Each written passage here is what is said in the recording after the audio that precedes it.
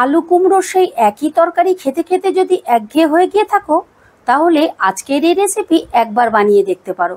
স্বাদে গন্ধে ভরপুর এই নিরামিষ তরকারি এতটাই সুস্বাদু হয় খেতে যে দুটোর জায়গায় 4টে রুটি খেতে তুমি বাধ্য হবে। আজকের রেসিপি ডাল দিয়ে কুমড়োর তরকারি। আজকে আমি কুমড়োর এমন একটা রেসিপি তৈরি করব, তোমরা যারা কুমড়ো খেতে পছন্দ করো না বা কুমড়ো দেখলেই নাক সিটকো, তারা প্রত্যেকে কিন্তু আঙুল চেটে খাবে। তাই তোমরা অবশ্যই কিন্তু পুরো ভিডিওটা দেখো। এখানে আমি 500 কুমড়ো এরকম বড় বড় করে কেটে নিয়েছি আর খোসা ছাড়িয়ে ভালো করে ধুয়ে রেখেছি। আর মাঝারি সাইজের 3টে আলু খোসা ছাড়িয়ে ভালো করে ধুয়ে রেডি করে নিয়েছি। এইদিকে 50 গ্রাম মুগ ডাল আমি একটা সুতির কাপড় দিয়ে ভালো করে পুছে রেখেছি।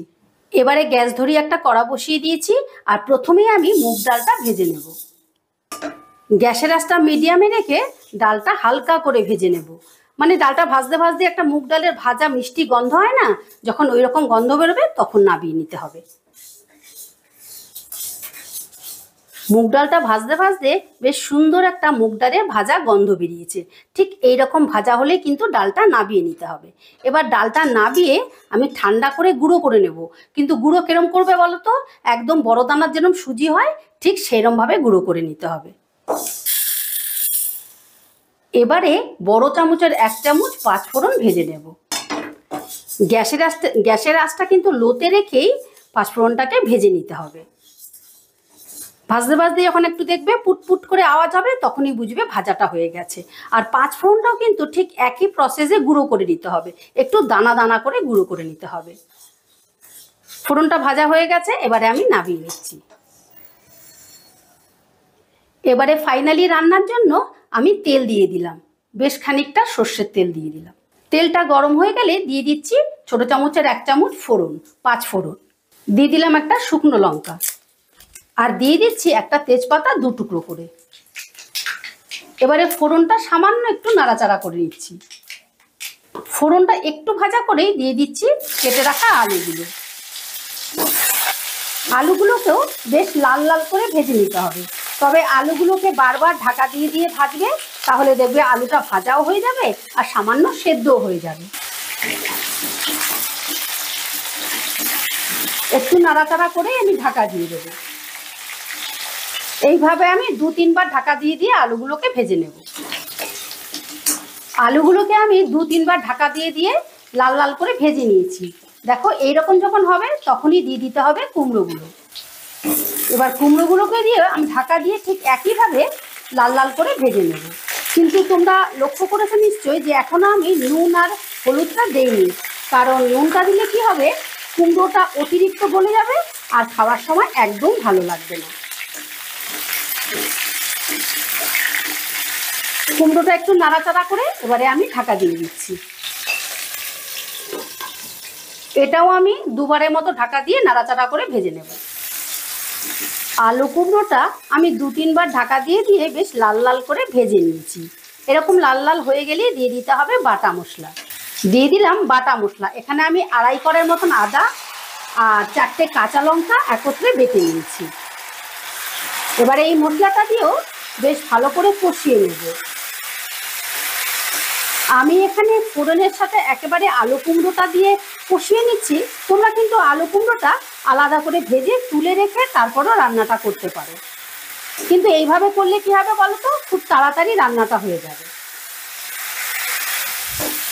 আদাটা একটু কষিয়ে নিয়ে আদার কাঁচা গন্ধটা যখন চলে যাবে তখনই দিয়ে দিতে হবে টমেটোর পেস্ট। এখানে মাঝারি সাইজের 2টো টমেটো মিক্সিতে পেস্ট করে নিয়েছি।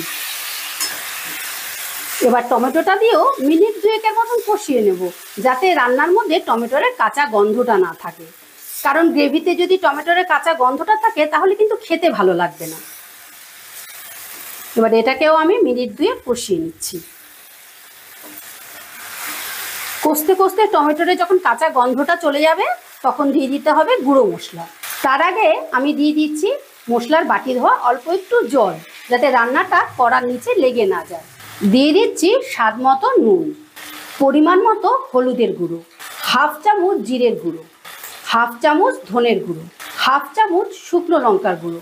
আমি কিন্তু এই ছোট চামচটার 1/2 চামচ করে মশলা দিয়েছি। এই রান্না অতিরিক্ত মশলার প্রয়োজন নেই। 1 চামচ কাশ্মীরি লঙ্কার গুঁড়ো। এটা তোমরা নাও দিতে পারো, এটা আমি কালারের জন্য দিলাম, তাহলে রান্নার রঙটা বেশ সুন্দর আসবে।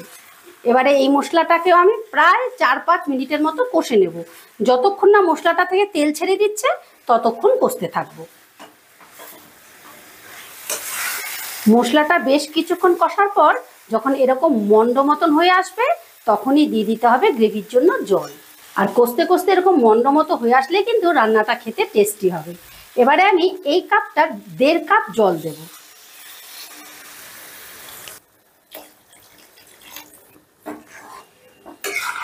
জলটা একটু বেশি দিতে হবে, কিন্তু রান্নাটা হবে মাখো মাখো। তবে জলটা কেন বেশি দিতে হবে তোমাদেরকে আমি বলছি। এবারে আলু আর কুমড়োটা সেদ্ধ হবার জন্য 5 মিনিটের মতন আমি ঢাকা দিয়ে দিচ্ছি। দিয়ে দিলাম ঢাকাটা। 5 মিনিট বাদে ঢাকাটা তুলে নিলাম। আলু আর কুমড়োগুলো বেশ ভালো মতো সেদ্ধ হয়ে গেছে। এবারে আমি দিয়ে দিচ্ছি ভেজে গুঁড়ো করে রাখা মুগ ডাল। দেখো তোমাদের দেখিয়ে দিচ্ছি, মুগ ডালটা ঠিক এরকম বড় দানা সুজি যেরকম হয় এইরকম দানা দানা করে গুঁড়ো করতে হবে। একদম পাউডার করলে কিন্তু খেতে ভালো লাগবে না। এবারে এটা দিয়ে দিচ্ছি। একই সাথে দিয়ে দিচ্ছি টেস্টের ব্যালেন্সের জন্য চিনি। এখানে আমি বড় চামচের 1.5 চামচ চিনি দিলাম, কারণ রান্নাটা একটু মিষ্টি মিষ্টি হলে খেতে ভালো লাগবে। এবারে সমস্তটা ভালো করে মিশিয়ে দিচ্ছি। আর জলটা কেন বেশি দিলাম বলো তো? এই ডালটা দেওয়ার সঙ্গে সঙ্গে দেখবে একটু বাদেই ঝোলটা একদম শুকিয়ে যাবে, সেই জন্য প্রথমেই জলটা একটু বেশি দিতে হবে। পরে যদি কাঁচা জলটা দাও সেই ক্ষেত্রে কি হয়, রান্নাটার টেস্টটা অনেকটা ডাউন হয়ে যায়। তাই তোমরা আগেই দেবে। আর যদি তোমাদের মনে হলো যে একটু দেবার প্রয়োজন, সেই ক্ষেত্রে একটু গরম জল দিয়ে দেবে, তাহলেই হয়ে যাবে। এবারে সমস্তটা ইভেনলি সেদ্ধ হবার জন্য আমি আবারও 2 মিনিটের মতো ঢাকা দিয়ে দিলাম। ডালটা যদিও ভেজে রাখা, তবু হালকা একটু সেদ্ধ করে নিচ্ছি। 2 মিনিট বাদে ঢাকাটা তুলে নিলাম। দেখো ঝোলটা কতটা গাঢ় হয়ে গেছে। আমি এইটুকু থকথকে রাখবো কেন বলো তো? যখন আরও ঠান্ডা হবে তখন একেবারে শুকিয়ে যাবে। এই দেখো, আর ডাল ভাজা মুগ ডাল দেওয়াতে না দারুণ একটা ভোগের তরকারি যেরকম গন্ধ বেরোয় ওই রকম গন্ধ বেরিয়েছে। তাই তোমরা অবশ্যই একবার করো। এটা বেসিক্যালি রাতের বেলায় রুটি, লুচি, পরোটা বা নান যাই দিয়ে খাও না কেন খেতে অসম্ভব ভালো লাগবে।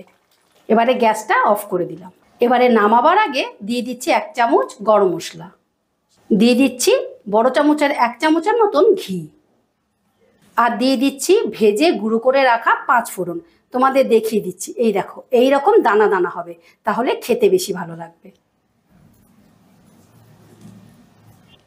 এবারে সমস্তটা আলতো হাতে একটু মিশিয়ে দিচ্ছি। আর ডালটা এরকম দানা দানা থাকলে মুখে পড়লে খেতে খুব ভালো লাগে। এবারে 2 মিনিটের মতো স্ট্যান্ডিং টাইমে রেখে তোমাদেরকে পরিবেশন করে দেখাচ্ছি। তো বন্ধুরা, ডাল দিয়ে কুমড়োর তরকারি ফাইনালি রেডি। আজকের ভিডিওটা ভালো লেগে থাকলে আমার চ্যানেলটা সাবস্ক্রাইব করে পাশে থাকার অনুরোধ রইল। আবার দেখা হচ্ছে নতুন কোনো ভিডিওতে। ঠিক আছে, টাটা।